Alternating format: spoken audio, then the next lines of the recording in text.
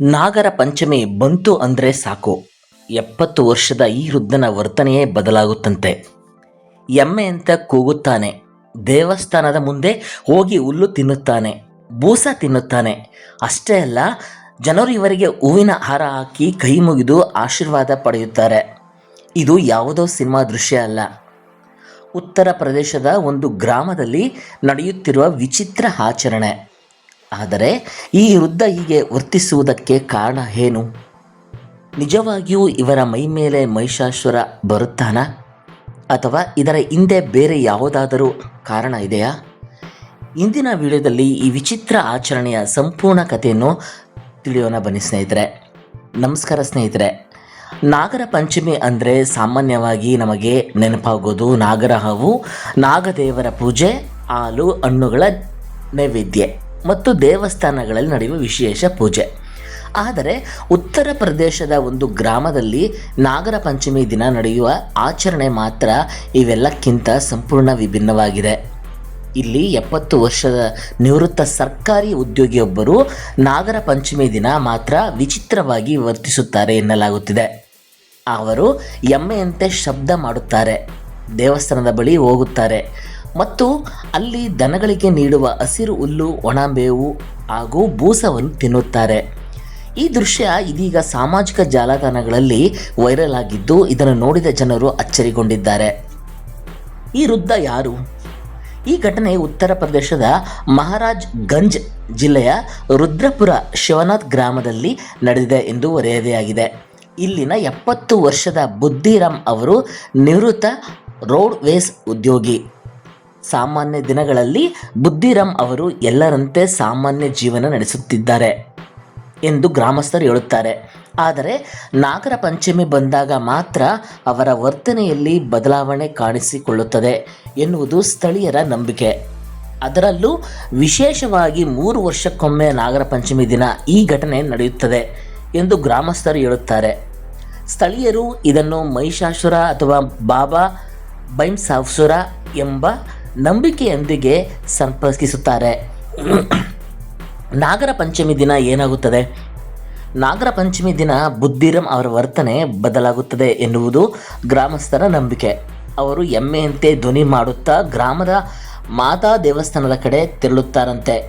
ಅಲ್ಲಿರುವ ಬೈಮ್ಸಾಸುರ ಮೂರ್ತಿಯ ಬಳಿ ಹೋಗುತ್ತಾರಂತೆ. ಆಮೇಲೆ ನಡೆಯೋ ದೃಶ್ಯವೇ ಜನರು ಅಚ್ಚರಿಗೊಳಿಸುತ್ತದೆ. ದನಗಳಿಗೆ ನೀಡುವ ಹಸಿರು ಹುಲ್ಲು, ಒಣಮೇವು ಮತ್ತು ಬೂಸವನ್ನು ಬುದ್ಧಿರಾಮ್ ಅವರು ಬಾಯಿಂದಲೇ ತಿನ್ನುತ್ತಾರಂತೆ. ಇದನ್ನು ನೋಡಲು ಸ್ಥಳೀಯರು ಮಾತ್ರವಲ್ಲದೆ ಸುತ್ತಮುತ್ತಲಿನ ಗ್ರಾಮಗಳಿಂದಲೂ ಜನರು ಬರುತ್ತಾರೆ. ಕೆಲವರು ಇದನ್ನು ಧಾರ್ಮಿಕ ನಂಬಿಕೆಯ ಭಾಗ ಎಂದು ನೋಡುತ್ತಾರಂತೆ.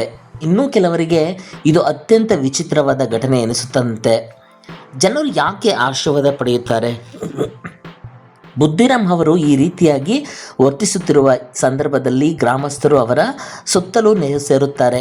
ಕೆಲವರು ಹೂವಿನ ಹಾರ ಹಾಕುತ್ತಾರೆ, ಇನ್ನು ಕೆಲವರು ಹಣ್ಣು, ಲಡ್ಡು ಸೇರಿದಂತೆ ವಿವಿಧ ಆಹಾರ ಪದಾರ್ಥಗಳನ್ನು ಅವರ ಮುಂದೆ ಇಡುತ್ತಾರಂತೆ.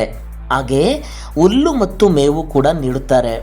ಬುದ್ಧಿರಾಮ್ ಅವರಿಂದ ಆಶೀರ್ವಾದ ಪಡೆದರೆ ಒಳ್ಳೆಯದಾಗುತ್ತದೆ ಎಂಬ ನಂಬಿಕೆಯು ಕೆಲ ಸ್ಥಳೀಯರಲ್ಲಿ ಇದೆ ಎನ್ನಲಾಗಿದೆ.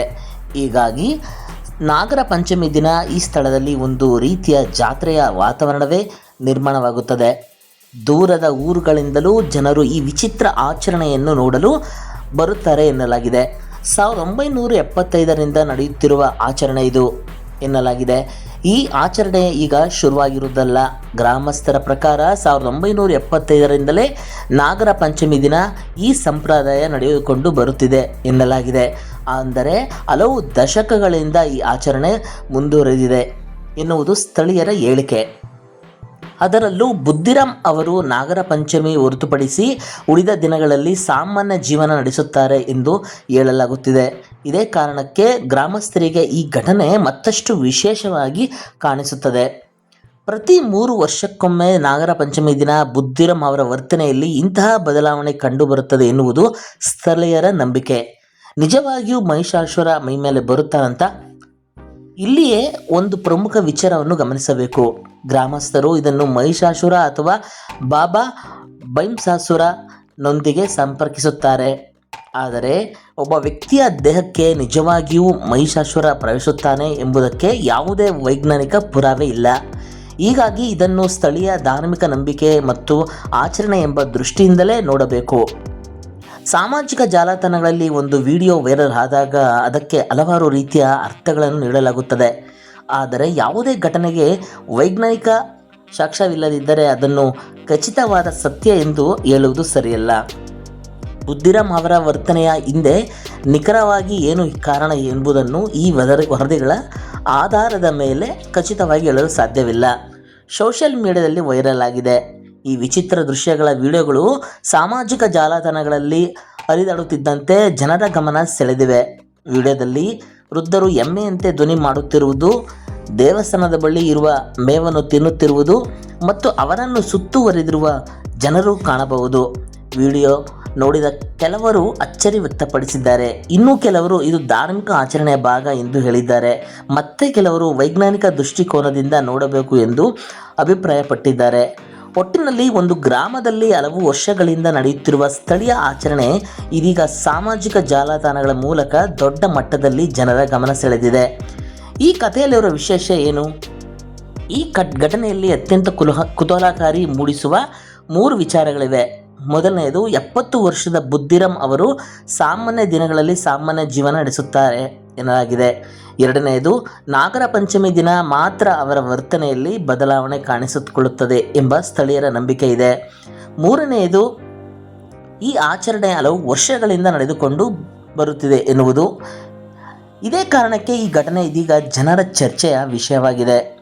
ಹಾಗಾದರೆ ಸ್ನೇಹಿತರೆ, ನಾಗರ ಪಂಚಮಿ ದಿನ ಎಮ್ಮೆಯಂತೆ ವರ್ತಿಸುವ ಈ 70 ವರ್ಷದ ವೃದ್ಧರ ಕತೆ ನಿಮಗೆ ಆಶ್ಚರ್ಯ ತಂದಿದೆಯೇ? ಒಂದು ಕಡೆ ಇದು ಹಲವು ವರ್ಷಗಳಿಂದ ನಡೆದುಕೊಂಡು ಬರುತ್ತಿರುವ ಸ್ಥಳೀಯ ನಂಬಿಕೆ, ಇನ್ನೊಂದು ಕಡೆ ಇದಕ್ಕೆ ವೈಜ್ಞಾನಿಕ ಪುರಾವೆ ಇಲ್ಲ. ಹೀಗಾಗಿ ಈ ಘಟನೆಯನ್ನು ನಂಬಿಕೆ ಮತ್ತು ವಾಸ್ತವಾಂಶ ಎರಡನ್ನೂ ಪ್ರತ್ಯೇಕವಾಗಿ ನೋಡಬೇಕಾಗಿದೆ. ಆದರೆ ಒಂದು ವಿಷಯ ಮಾತ್ರ ಖಚಿತ, ಉತ್ತರ ಪ್ರದೇಶದ ಈ ಗ್ರಾಮದ ವಿಚಿತ್ರ ಆಚರಣೆ ಇದೀಗ ಸಾಮಾಜಿಕ ಜಾಲತಾಣಗಳಲ್ಲಿ ಭಾರೀ ಕುತೂಹಲ ಮೂಡಿಸಿದೆ. ಇಂತಹ ಕುತೂಹಲಕಾರಿ ಸುದ್ದಿಗಳಿಗಾಗಿ ನಮ್ಮ ಚಾನಲನ್ನು ಸಬ್ಸ್ಕ್ರೈಬ್ ಮಾಡಿ ಸ್ನೇಹಿತರೆ. ವಿಡಿಯೋ ಇಷ್ಟವಾದರೆ ಲೈಕ್ ಮಾಡಿ, ನಿಮ್ಮ ಸ್ನೇಹಿತರಿಗೆ ಶೇರ್ ಮಾಡಿ. ಮತ್ತೊಂದು ಕುತೂಹಲಕಾರಿ ಸುದ್ದಿಯೊಂದಿಗೆ ಮತ್ತೆ ಸಿಗೋಣ. ಧನ್ಯವಾದಗಳು.